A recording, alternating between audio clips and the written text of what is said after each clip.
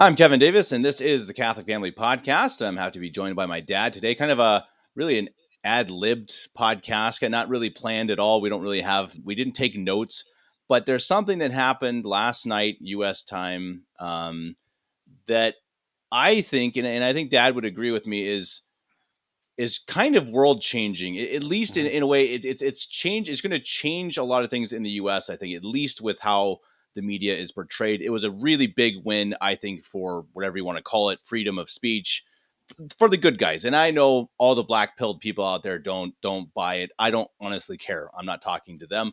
Um, anyway, that conversation being the interview done by Tucker Carlson with Vladimir Putin.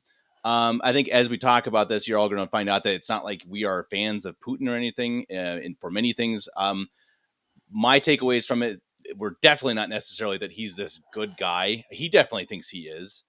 Um, but there was a lot to be taken, and I think, Dad, for me, the things I took away from it were that first of all, he is a really sharp guy, really sharp, and Yeah, he made absolutely. Tucker Carlson look kind of foolish. I think in many ways, we talked about that a little bit before the show. That Tucker's a really sharp guy, and Putin just kind of put him in the dust a couple of times. And just kind of like, Yeah.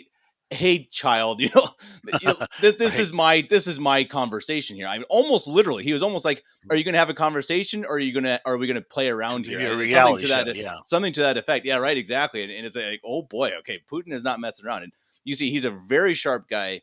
Mhm. He knows a lot. I mean, what really Yeah, impressed me, Dad, he knows about his country, which is first of all right. impressive. But I was impressed. My favorite part of the interview was at the end when they start going into economics and Mhm. how he's just so baffled by how the U.S. is handling things. And he's Right. like, what are they thinking? It's like you're shutting down trade with some of the biggest countries in the world. It's like they do it because they think it's going to kill us, but in the end, it actually ends up killing them. Their own Right. economy, and that's fascinating. So I definitely, to me, that was actually the most interesting part because Right.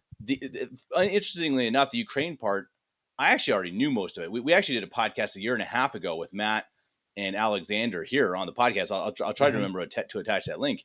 And we talked about all this stuff, Donbass, Crimea, and it's all stuff that's pretty public knowledge. So that was all Right. kind of old news. But what did you take from the interview as a whole, then?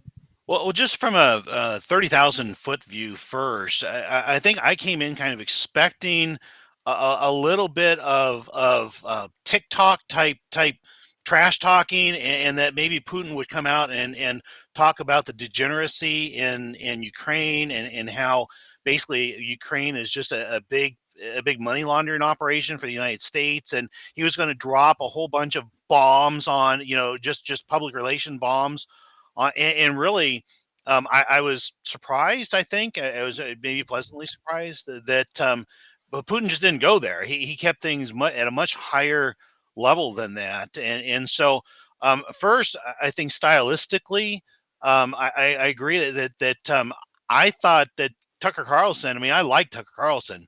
But I think that he was not up for the particular moment. I don't know whether he was just had too many thoughts going on in his head, or maybe his being kind of this alpha male, he wanted to kind of dictate the conversation, or guide the interview. But Putin, obviously, if you watch it, he knew exactly what ground he wanted to cover. He knew exactly what he wanted to say, and he was going to do that no matter what Tucker did. And so Tucker did it, ended up looking kind of childish as he cut him off, and he tried to change the subject. He said, "Hey, how is this relevant?"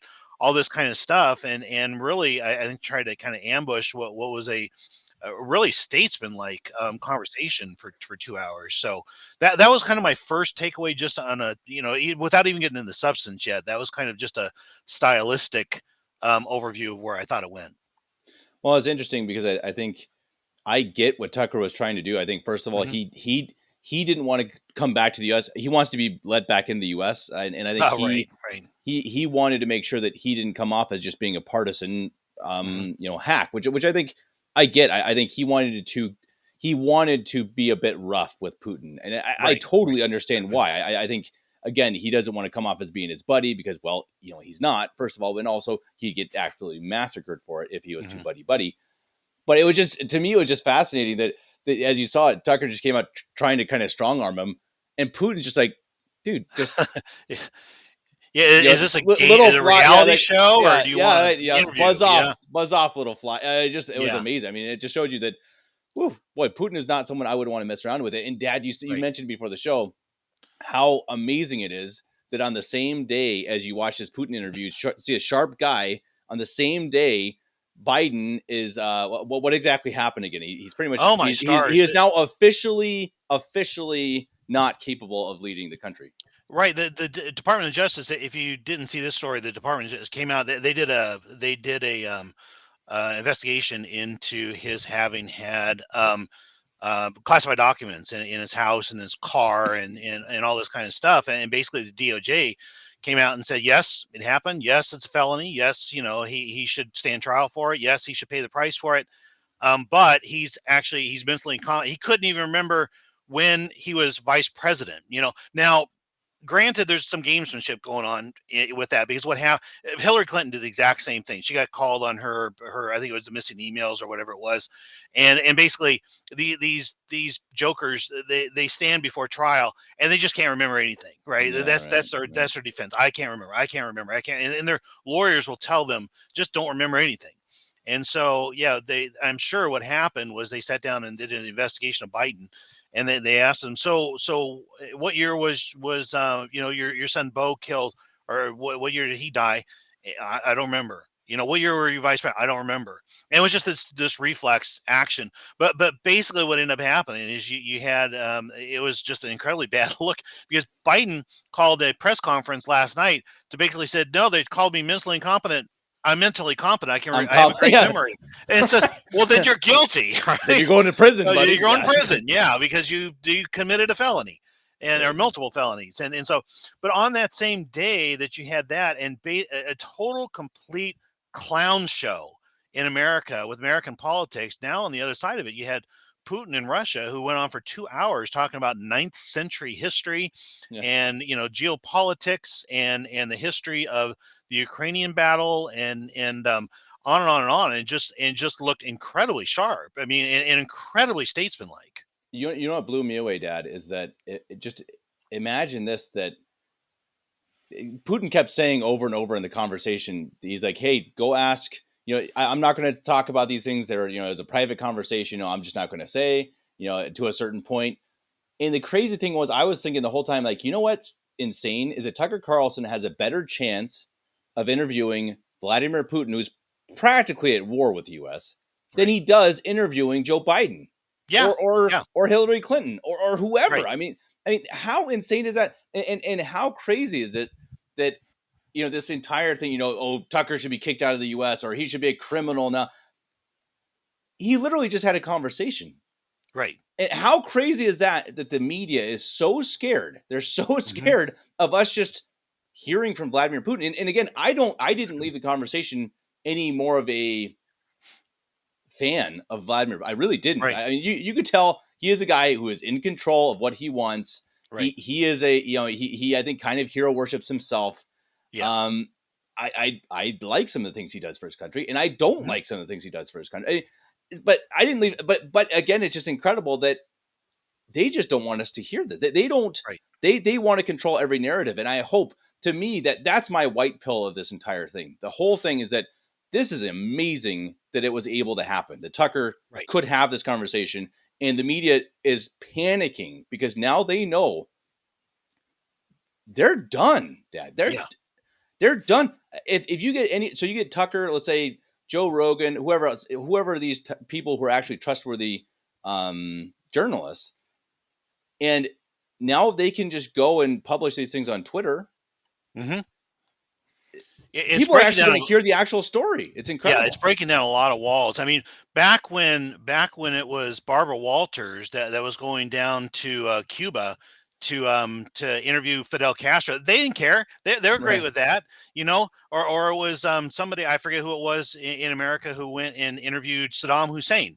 They're fine with that. The problem is not the fact that Tucker was going to out to interview Putin. The problem was that Putin's point of view was going to get across to the American people. That's Right. the problem. Okay, Right. because the left has completely controlled that narrative, and they tried to turn him into this monster. They've tried to turn him into a crazy man, and I think that Putin's objective last night was to say, no, I'm not a crazy man. I know exactly what I'm doing. I'm a statesman.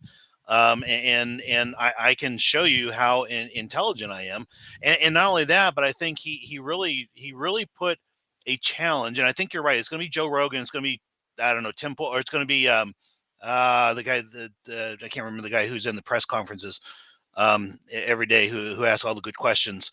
But Dooley. I know who you mean. yeah, Yeah. Peter Yeah. Ducey, Peter Ducey, yeah, Ducey. yeah. That it's going to be one of these guys who's going to take up this mantle, and basically Putin's. I mean, what he's saying is, I've been trying to achieve peace with America for a generation. I mean, for 25 years now, and Right. you know, obviously, and it's America that always slaps my hand away and breaks their treaties and you know, convinces us to pull out of Kiev, and then goes and you know, reneges on their agreements. And so that, I to me, was really the basis of this thing, was Putin saying that, hey, we've done our part for peace, we want peace. Okay, they even so much as want Ukraine to be an independent country. He's not Right. trying to take over Ukraine. He wants Ukraine to be independent. He's just trying to purge. He called it the neo-Nazism, but I think that what he's really talking about is the deep degeneracy. The you know the you got biolabs there. You've got all kinds of just awful, horrible stuff. Money laundering for the American, you know, oligarchs and all that kind of stuff. That's what they're trying to get rid of in Ukraine. Yeah. No. No. I agree. I think that I still think, my opinions of him going into Ukraine. I don't know. I mean, I think that whole spiel of just trying to get rid of the Nazis and stuff, to me, that seemed a little far fetched. I mean, I still think that he is out for a land grab. I think he does want parts of Ukraine, and I think that that's part of why he explained the whole first 30 minutes of the history of it, because Right. he wants everyone to know, hey, Ukraine is Russia. That's been Russia for Right. 1,000 years, and so it belongs to me. And I think that was Right. that was also his point. So it's kind of like, he's like, oh, but I just want to get rid of the neo Nazis. Yeah, Right. no, come on. Yeah. I think he is also.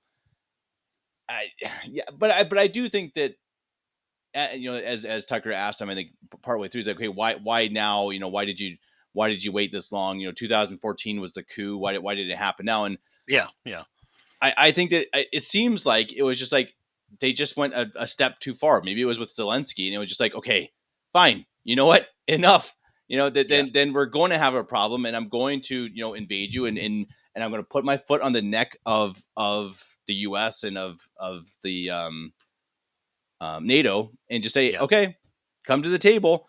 And the Yeah. crazy thing, and that's one of the craziest things, right? That I mean, they did that, what, 2 years ago now, and Boris Johnson, under the command of Biden, came and just said, nope, no peace. Well, and, Yeah. and how crazy was that too when he said the story of Bill Clinton? So Hmm. Clinton, comes to him and says, Yeah. yeah, I think it sounds good. You can be part of NATO, and then goes and talks to the deep state, Yeah. and well, the next day, nope, sorry. And that was a eye opening thing to me too. So the Hmm. economic part, and then the fact that Putin's saying, hey, you know, several presidents actually were fine with it personally. It was Right. actually their controllers, the deep state. So it's the CIA, whatever you want to call it. Right. They're the ones calling the shots. They're the ones who don't want peace. Right. Right. That's what we And got to understand. yeah, exactly. And so that was one of the things that I thought Putin pretty brilliantly called out, is your presidents are not running things. You may Right. think they are, but they're not. And he really, I was a little bit surprised. I thought he would speak well of Trump, but I think Trump only came up once or twice, Yeah. just kind of in passing in the whole conversation, and he kind of lumped them under the rest of them, he was kind of under the command of the deep state, or whatever. But yeah, the to the extent that the CIA got exposed here as being kind of the center of all things, it's going to be interesting, I think, to see the blowback, and how this, because obviously, I mean, I was watching the reaction to things last night, and there's not a lot of reaction yet, and I think it's going to take some time, because it was such a high level discussion, and Mm, it was such a intellectual discussion. I think it's right. going to take a little bit of time to digest it, Yeah. And then it's going to be interesting to see what the impacts are on Kareem John Pierre, on the CIA, on what's Vivek Ramaswamy going to say about this, and what's is Trump going to change his elevator pitch and all that. So I mean, I think it is going to have some long lasting effects, but it's going to take some time for I think it for all to play out.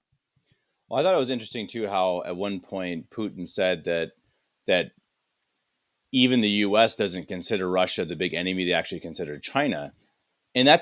that's another interesting point. That it's like, well, that seems to be that makes sense, Yeah. but then there's obviously a reason then why the media, the establishment, is just has to make it so that Russia is seemingly the big bad guy, and that's again, I think that's an interesting thing. So I think they're just trying to draw our attention away from China, maybe, or and I think Putin couldn't really answer that either. He's just kind of like, I think first of Yeah. all, they don't want us part of NATO because we're too big, we're too powerful. But why Mhm. is it that they're the boogeyman? It's kind of like, I don't know. Well, I think with China on the one hand, I mean, China is slowly supplanting us as the world reserve, as the largest economy in the world, as the caller of shots, right, around the Mhm. world economically, and they're very strong. China is starting to increase their presence in Africa and Europe and pretty much all over the world at this point. And America, the petrodollar, is slowly dying, and so really our big enemy in that sense is China. But I think that they have, I mean, their way of taking us over militarily is basically to infiltrate our government and to make our top leaders more or less beholden to them, or to blackmail them, or whatever. And you look at a lot of our politicians have these crazy deep ties to China, and they've been bought off by China, and Biden's one of them. And so yeah, we don't attack China because basically they've corrupted us, and they've silenced our politicians. And I think that it's almost, to me, it's almost like this. You've got this war machine, right? The military industrial complex out there that you hear talk about. Again, this goes back to the days of Eisenhower, identifying this. And you got people like, I hate to say, Nikki Haley and Boeing, who make tons and tons and tons of money off of war. And we don't want to go to a military war with China because we have financial interests that are too deep, and because of course they own our politicians, like I said. So I think we got to have that boogeyman that we can just make munitions for and send off overseas and blow things up, and keep a perpetual war. Because if we ever got away from this war state, then this military industrial complex was extravagantly powerful, they would die in the vine. And so they need to have perpetual war, whether it's in the Middle East or whether it was Iraq for a while. And I think Russia is just I think it's almost leftover from the Cold War. They're just they're an easy target that way. And I think that you see Putin, it's kind of like, what? I'm Yeah. just trying to make Russia great. I'm all about Russia. I'm not out trying to take over Poland, or I'm not trying to take over United States or anything like that. And so yeah, I think that this was a narrative buster last night in that sense, and it's going to be really really interesting. I saw something not too long. I think this is a Tim Pool thing, talking about the youth vote, and the youth are most especially anti-war. Youth are always anti-war. Why are youth anti-war? Because they have to fight it. Right. Of course, youth don't want a war, and so I think that it's one of the things that you're going to see with the upcoming election is that it's Nikki Haley's not going to admit that she's pro-war, and Joe Biden's not going to admit that he's pro-war. But I mean, their fruits are extremely obvious that they're pro-war and they're pro-military industrial complex. And then you'll have Trump on the other side, who I think has a demonstrated 4 years of having gotten us out of war and having peace break out. And so guess what you've got now internally is you're going to have the military industrial complex, which is extravagantly powerful. They're going to be going after Trump to make sure he doesn't get in, so they can get one of their people in. I think that's really kind of the one of the key dynamics that's going to be playing out this year. Well, and as we see, they're trying everything they can. They got it in the courts. They're trying to send him to prison. I mean, Yeah, they're throwing out all the pitches. I mean, that's no question. And hopefully, that's as far as they go. I mean, as I think we know, or as I firmly believe, and I think Robert Kennedy Jr. also, I think, recently admitted that the CIA murdered his uncle, John F. Kennedy. I yeah, mean, yeah, or the deep state. So if you do push the wrong buttons and try to keep a country out of war, the U.S. out of war when they really want to go, you might just have your head blown off, and that is, yeah, and I'm sure that's something that Trump is extremely aware of.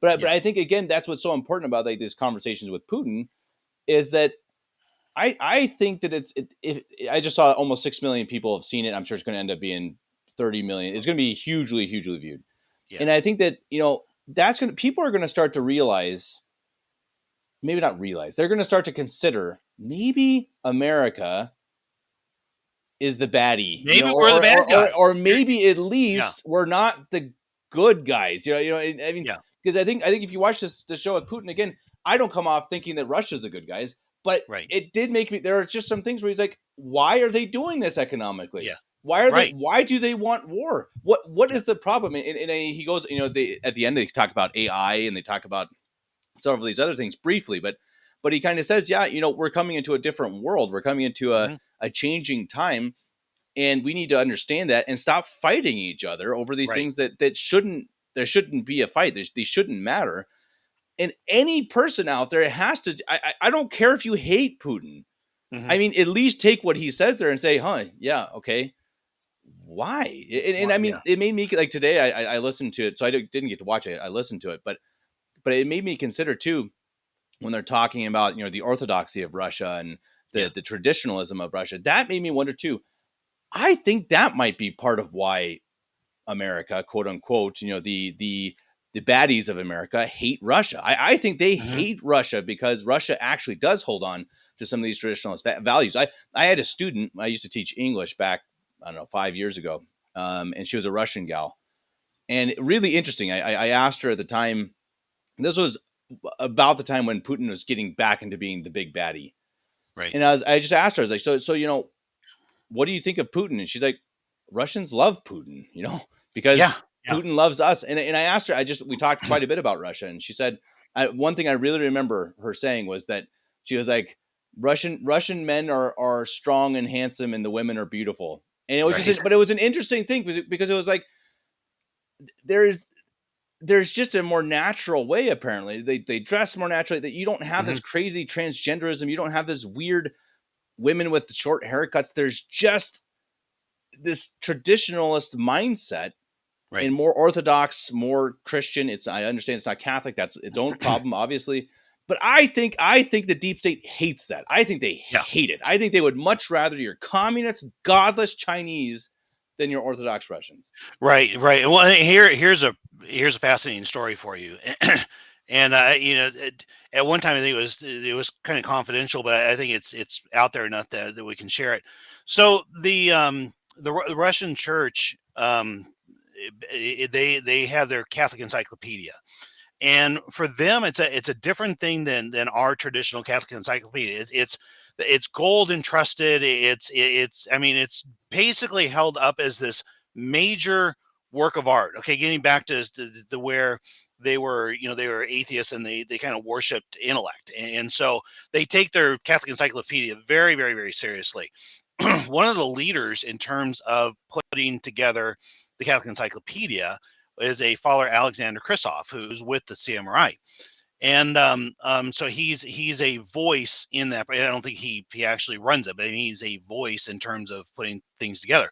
So they were going through and they were trying to come up with new entry. This is about 5 years ago, and what they do is they go through the alphabet and add new entries every year, and they're up to P, the letter P, and they wanted to do a piece on Saint Philip Neri.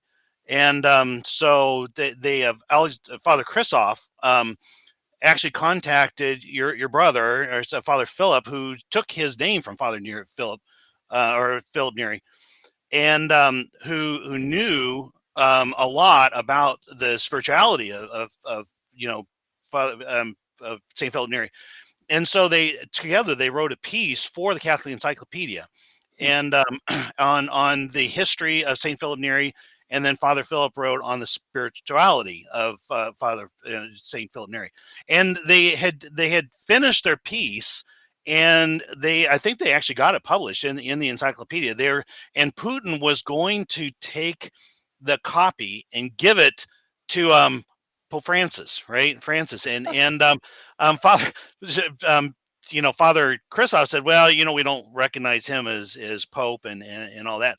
And during that time, though, this was about 5 or 6 years ago. But when I think it was within a couple of months of when they were going to present it to the Vatican, they Putin had a falling out with Rome, and I think ever since then has had a falling out with Rome. And so one of the reasons I think, and you can put this all together, and you say, okay, deep state, Francis, Rome, our globalists, the Klaus Schwab, you put all this together as a package. And I think part of the war that they're having with Putin is because Putin doesn't want to play along. He does not want to be a part of that globalist structure. He just wants to be left alone. He just wants to be in charge of Russia. And so I think that falling out was probably part of a bigger picture, which is that it's globalists versus Putin, and he's just it's almost David versus Goliath, but he's had, and I think we've been trying to entice him into a war Hmm. for at least since Obama. I'm not sure how far back, but for quite some time, and he just doesn't do it. He just he'll play defensive, and he has had the interaction, the stuff in Ukraine, but I think for the most part, he's not going to take that bait, and he's not going to get into a war with us. He's going to watch us die on the vine. And so I think that was one of the most fascinating things to me that he said last night is basically, like you said, the world is changing and is changing away from this globalist structure and into a more naturalist or nationalistic cultural based society where we're all kind of separate, but and we will have our conflicts and we won't always get along, but we'll be able to kind of huddle together according to our cultures and be a better world for it. And for me, I mean, that's like make Russia great again, make America great again. And I know it resonates with me as an anti-globalist that as much as I agree Putin isn't perfect, but I think that his basic message in terms of very high level, big picture, where is the world going? I think he's really got it. Well, it's just so interesting too. When you look at it economically, that I think he was saying that the U.S. used to be 30% of their trade or something. I think it was like 30, and I think it went down to 3%. I think it was something like that, and that's pretty incredible. But he's like, yeah, but well, look at Russia right now. They were the top economy in Europe and number 5 in the world, even though they had these sanctions from the U.S. So their percentage of what they're buying from the U.S. or exporting, importing is drastic. It's 10 times less, and it didn't matter. They just found another way, and that was so interesting to me that he's saying, yeah, we all need to kind of be on our own and nationalistic and have our own cultures and be fine with that, but we should all be trading with each other. Trade together. Yeah, He's why like, this not? is ridiculous. Yeah, He doesn't understand. He's like, this doesn't make any sense that we can just help each other out. We can help prosper. We can help just literally have a better world if we just work together rather than. And I think that's another point that I got from him. He didn't say it, but the point that America is the world police.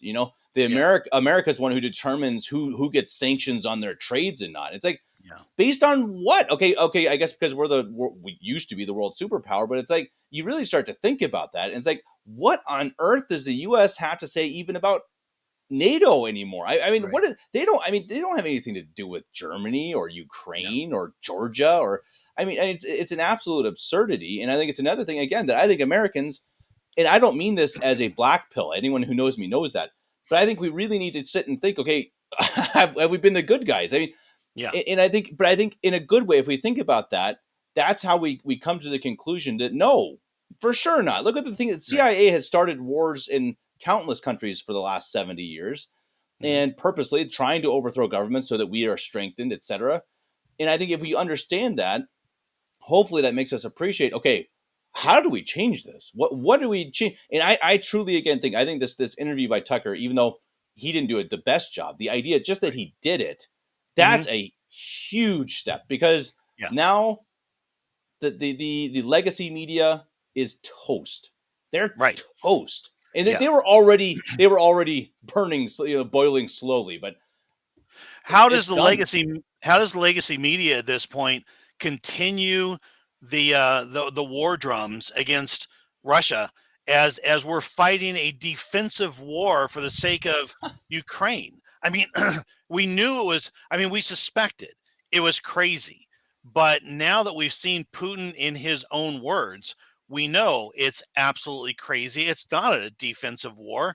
We're out there trying to nation build. We're trying to bring down Putin because he wants to do his own thing. He doesn't want to play with the rest, with the globalists. And so, yeah, I think that to the extent that they've lost their moral authority, I'm actually going to be curious to kind of see how does Ukraine. I can tell you this, Kevin. I don't know if you've paid attention to this at all, but the Senate the Senate just passed a border bill, right? A border bill, quote They unquote. passed it.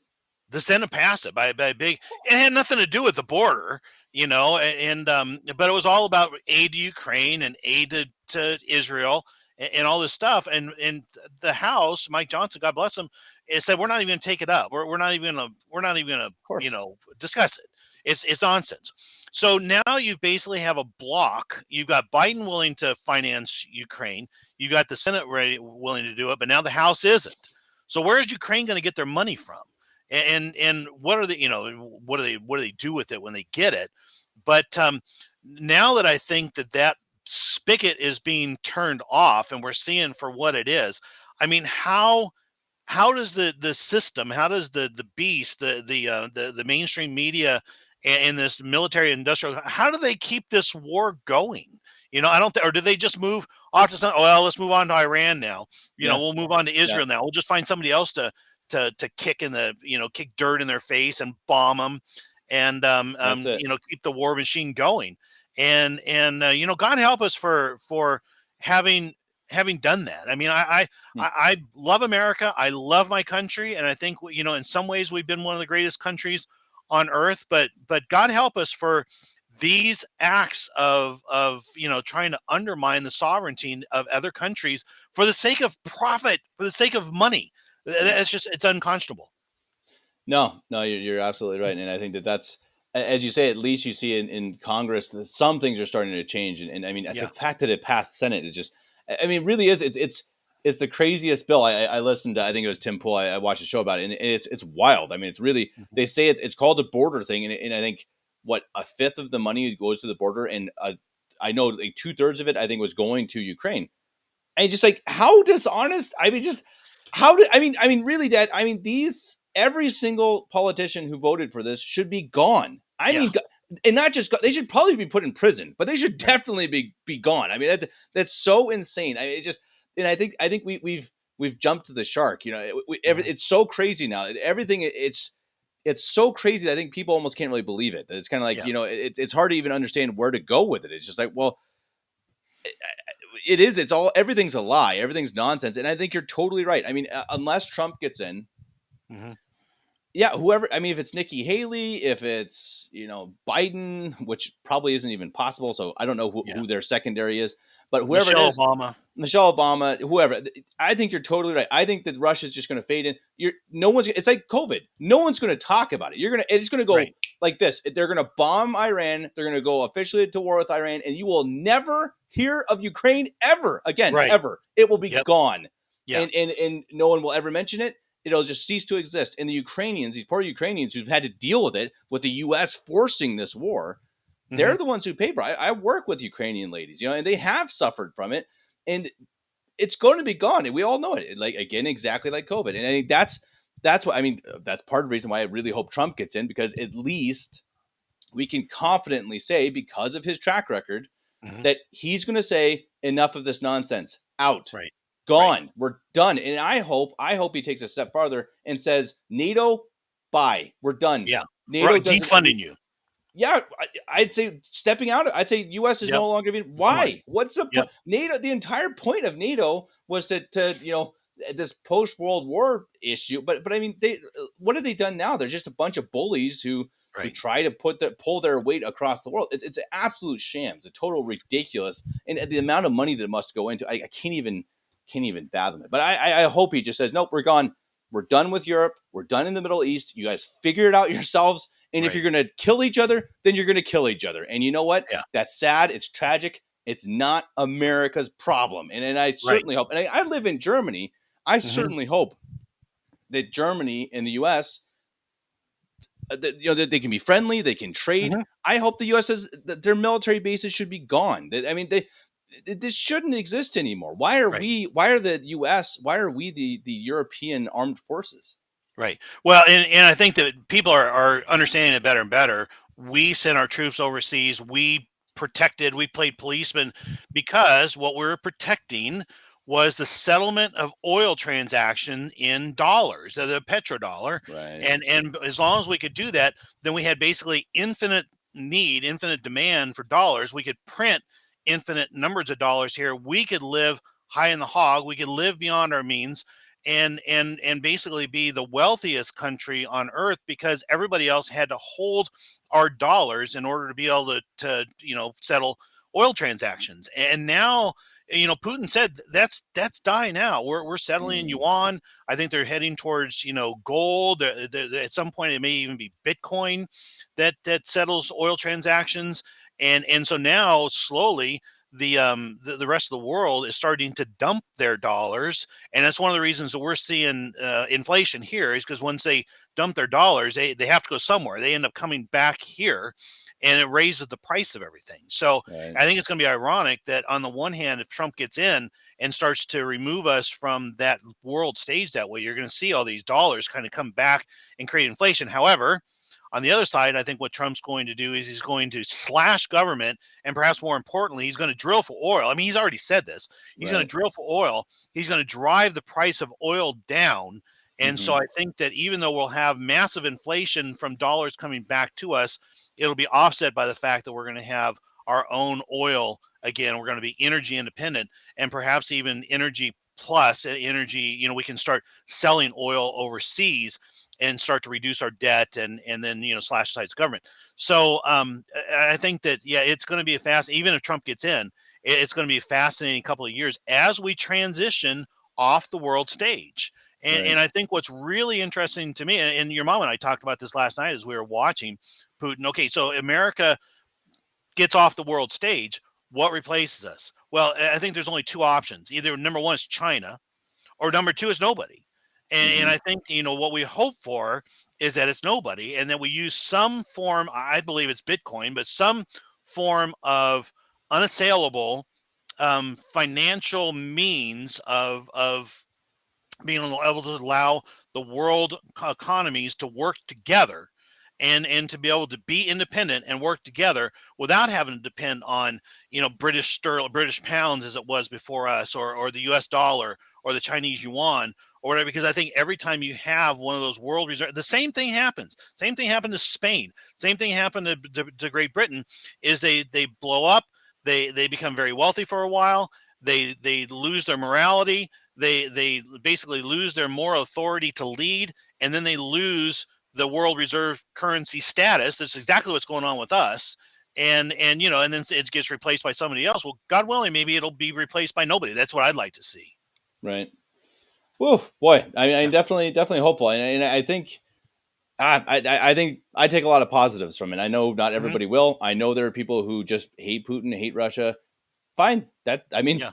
that's to me that's secondary. You have your own opinions on that. I am certainly not a fan of him. But I still come off with thinking that this is a really smart guy who I don't think he's evil. I don't think he's good, but I don't think he's evil. And that's kind of where I come off. He does bad things. He does some good things. He cares about his country, which Yep. I definitely respect that. But I think Hey. for me the big point is this: the media is done. They're done. Yeah. This is it. They're This done. this, Yeah. this Yep. is this is the final nail in the coffin, Yep. and this is where we really see the legacy media fade off into the sunset and have And become they're completely irrelevant. Yeah. completely irrelevant. And Yeah. I want to put a little. I want to put a little challenge out there. If there's anybody out there who's watching this still that considers themselves a black pill, and that Putin's a really bad guy, and America's even worse, and Trump's whatever it is, and you firmly believe that Putin is a killer. He's a, whatever. Put in our comments, if you would, links to um, evidence of that, because I sincerely will read it. Okay, because I hear the narrative all the time. Putin's not a great guy. Putin, and I tend to believe it too, but Putin's not a great guy. He's, he's brutal dictator. He's this and that.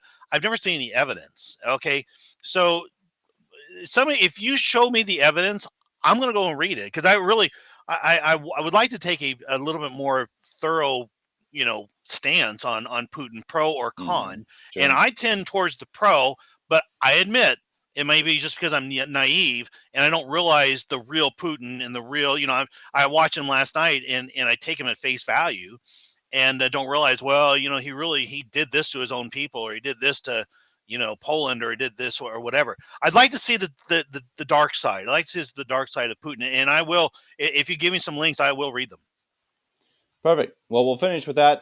We probably should have live streamed this, Dad. I'm just thinking about this now. We could have, yeah, Too late now, I guess. But yeah, but anyone who does it, who has their own comments, their own thoughts, let us know. And again, it's totally fine if you disagree with us. If you don't yeah. like the whole thing, okay. If you're black pilled, maybe don't comment too much, because you guys drive me a little bit crazy. But we do appreciate you watching this video, especially if you made it this far. Please like, share, subscribe, comment, all that stuff, and we'll see. We're gonna see what happens. I think this will have some positive effects, and as Dad said, we're gonna see the effects. I'm curious to see what people say about it. What is the legacy media even going to say about it? I'm actually curious. I mean, are they going to say, that it was this horrible interview and it's bad for the mankind? They probably, but I'll They're be going to pretend it curious. didn't. They're going to pretend it didn't They'll happen. ignore it. Yeah, they probably Yeah, have to, because it's like, well, I mean, you can't take that much negative from it. I mean, right, he didn't say anything that extreme. He just right. kind of, as you said, had a very high end conversation. Anyway, thank you all for watching. Until next time, God bless you. God bless.